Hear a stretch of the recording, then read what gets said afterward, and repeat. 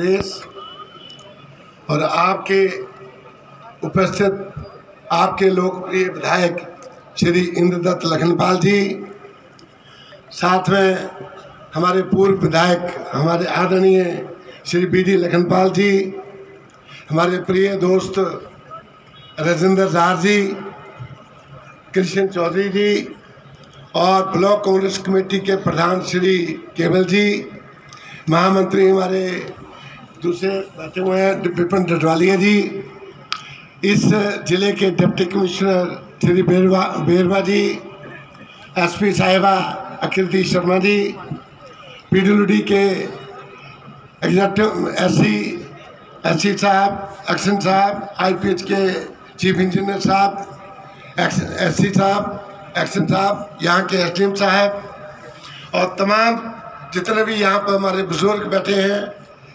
तमाम बुजुर्गों, नौजवान साथियों, मेरी माताओं, मेरी बहनों, आज बड़े खुशी का मौका है कि माननीय मुख्यमंत्री श्री सुक्खू जी जो हैं वो पहले आए थे, लेकिन वो एक और रूप में आए थे।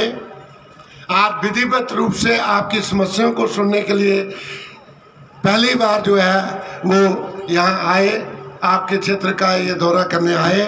इसके लिए मैं इनका हार्दिक स्वागत करता हूँ, अभिनंदन करता हूँ। मैं सुक्खू जी, आपसे मैंने कोई ज़्यादा डिमांड नहीं रखनी, कोई लंबा चौड़ा बात नहीं करनी, सिर्फ 2-3 बातें मैंने जरूर कहनी है इस चुनाव क्षेत्र से। सुक्खू जी, जब मैं MLA बना था तो टोटल इस इलाके में 28 पंचायतें होती थी, टोटल 28, और मैंने पंचायतें 48 के ऊपर छोड़ कर गया, 48 के ऊपर। और जब मौका मिला तो फिर मैंने 4 पंचायतें बढ़ाई, एक इलाके आपके इलाके की भी बढ़ाई, जो लड़ा पंचायत बड़ी थी उसको भी बनाया, घोष पंचायत बनाई। कहने का मतलब है कि डटवाल क्षेत्र जो है हमारा, ये बहुत ही निगलेक्टेड एरिया था पूरे इलाके में, यही नहीं बल्कि पूरे जिला में। कहाँ जिला हमीरपुर और कहाँ हमारा रैली जदरी, कहाँ घोड़ी दिविली, कहाँ समताना, तो आप अंदाज़ा लगाइए कि हमारे लोगों को कहाँ कहाँ जाना पड़ता था। यही वजह है कि मैंने और ज़ार साहब यहाँ गवाह है इस चीज़ के, हम MLA नहीं थे उस टाइम पर, मैं कुछ नहीं था, लेकिन यूथ कांग्रेस का मैं जनरल सेक्रेटरी था और ज़ार साहब डिस्ट्रिक्ट के प्रेसिडेंट थे। इंदिरा जी की डेथ के बाद इंदिरा जी ने एक ऑर्डर निकाला था कि हर प्रदेश कांग्रेस कमेटी के भी ऑफिस में जो मुख्यमंत्री हैं वो साल में महीने में 2 बार जो है महीने में ऑफिस में विजिट करेंगे। तो मुख्यमंत्री वहाँ आते थे, तो हमने प्लानिंग की कि हम मुख्यमंत्री को कैसे घेरें, तो दफ्तर में हमने घेरा उनको और हमने एसडीएम का दफ्तर उस टाइम पर लिया जब हम कुछ भी नहीं थे। तो आपका आज हम आपके माध्यम से इस इलाके में तहसील भी दी, इस इलाके में एसडीएम यहाँ एसडीओ का बिजली बोर्ड का दफ्तर भी दिया, बहुत सारी काम किए डटवाल में। लेकिन सुक्खू जी, आपसे और हमारे विधायक साहब से भी हमारी रिक्वेस्ट है कि इन चीज़ों को प्रायोरिटी पर वो आपके समक्ष रखें। पहले हमारी डिमांड है कि यहाँ पर आईपीएच का सब डिवीज़न जो है वो विजन में होना जरूरी है। दूसरी हमारी डिमांड है कि पीडब्ल्यूडी का सब डिवीजन भी होना यहाँ अत्यंत आवश्यक है। ये हमारी 2 डिमांडें हैं। और डटवाल के लिए तीसरी डिमांड है सुक्खू जी कि यहाँ पर हमने पीएससी बनाई थी, यहाँ सिविल रेजिडेंसी थी, एक छोटे से यहाँ आयुर्वेदा के इस दफ्तर में चलती थी, मैंने इसको पीएससी बनवाया था और बहुत खूबसूरत बिल्डिंग, पत्थर से स्टोन मेथडी से ये बिल्डिंग बनी है। आपसे रिक्वेस्ट है कि ये CSC बन गया है, इंद्र जी ने इसको अपग्रेड करवाया है, तो आपसे हमारी रिक्वेस्ट है कि इस हॉस्पिटल के लिए CSC के लिए बजट का प्रावधान किया जाए, ताकि यहाँ के लोगों को इस समस्या जो सबसे हमारी मेन समस्या हमारी महिलाओं की जो है वो लेडीज डॉक्टर की होती है। पैनलिस्ट की होती है जो इनको नहीं मिलती हैं और उनको डिस्ट्रिक्ट हॉस्पिटल में जाना पड़ता है। तो महिलाओं की इस समस्या का समाधान के लिए इस हॉस्पिटल के लिए आपसे हमारी गुजारिश है कि आप इन 2-3 बातों के ऊपर आप रखें। बाकी आपके विधायक साहब बहुत ही कर्मठ हैं, इन्होंने काफ़ी काम किया है और कर रहे हैं और हर आदमी से डायरेक्ट इनडायरेक्ट इनका इंटरेक्शन रहती है। ये सब आपको आपकी डिमांडें रखेंगे। मैं कोई ज़्यादा नहीं कहूँगा, मैंने तो इतना कहना है सुखू जी आपके ऊपर कि हुक्म उदे बिना पत्ता नहीं हिलदा, हुक्म उदे बिना कख नहीं हिलदा, पर तू जो चाहता वो सब होंदा, और जो तू चाहता वो सब कुछ होंदा। जिसनों रब ने आप दलेरी दी है वो बिच मैदान खलोंदा, वो बिच मैदान खलोंदा। तो सुखू जी आप बिच मैदान में हैं, आप तो आपको किसी का डर नहीं है। जरा दिल्ली की जी डबल इंजन की सरकार है उन्होंने इंजेक्शन लगाओ को चंगा दिया, वो इंजेक्शन किया।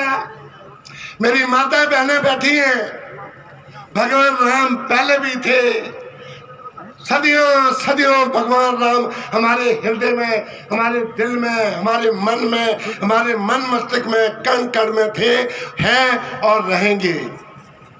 लेकिन एक ऐसी सरकार दिल्ली में आई, वो कहते हैं कि हम भगवान को लाए हैं।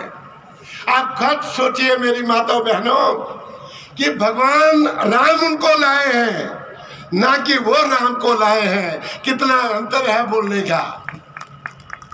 हम सनातन धर्म के लोग हैं, हम सनातन धर्म को मानते हैं।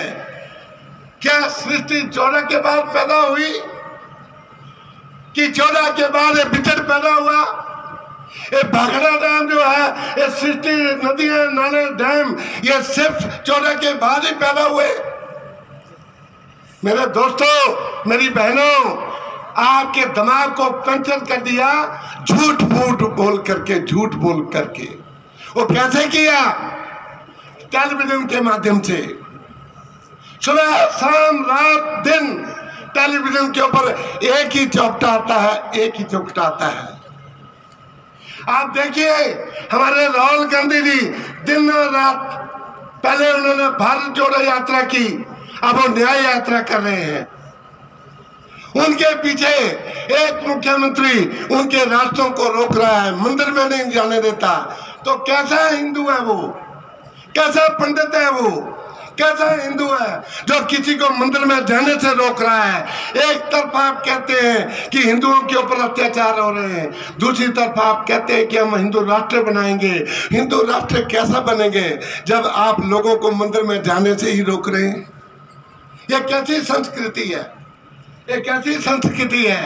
तो भाइयों बहनों, मेरी आपसे गुजारिश है कि आप, अभी 24 का इलेक्शन आ रहा है, उसके मध्य मैं ज़्यादा तो नहीं कहूँगा, लेकिन 2-3 चीज़ें जरूर मैं कहूँगा कि सुखू जी, डबल इंजन की सरकार ने आपको क्या दिया?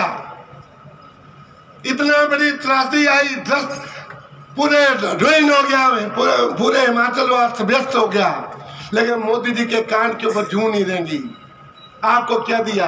आपको क्या दिया ये मैं आपको, आप खुद बताएंगे। यहाँ से जख्म मिले हैं, जहाँ से जख्म मिले हैं सुखू जी, वहाँ से मरहम की उम्मीद नहीं की जा सकती है। ये डबल इंजन की सरकार से आपको कोई उम्मीद नहीं है। आपने अपने सीमित साधनों से बहुत कुछ लोगों को दिया। जो सबसे रिचेस्ट स्टेट महाराष्ट्र और गुजरात है, और गुजरात का मॉडल बताते हैं मोदी जी, वहां भी 7 लाख रुपए वहां के मुख्यमंत्री ने कभी किसी के मकान को बनाने के लिए नहीं दिए जो आपने दिए। और आधा मकान गिरा तो उसको 3.5 लाख दिए। जिसका दंगा गिर गया उसको लाख रुपए तक दे दिया। ये आपका बड़ापन है। आपने हिमाचल के बजट को कट करके आपने उन लोगों को राह दी। इस बात के लिए आप नीचे ही आप जो है बधाई के पात्र हैं और हम आशा करते हैं कि आप हमेशा हमेशा के लिए जो है वो इस हिमाचल की सेवा करें। और ईश्वर से मेरी प्रार्थना है कि आप जो है वो स्वस्थ रहें और तंदुरुस्त रहें। आप घोड़े चैत्य की तरह आप जैसे महाराणा प्रताप ने जो है वो घोड़ा उनका चैत्य घोड़ा था, उस घोड़े की तरह आप भरते रहो और हिमाचल की सेवा करते रहो। यही मेरा आज से प्रार्थना है। बाकी कोई गल कहनी भाइयों।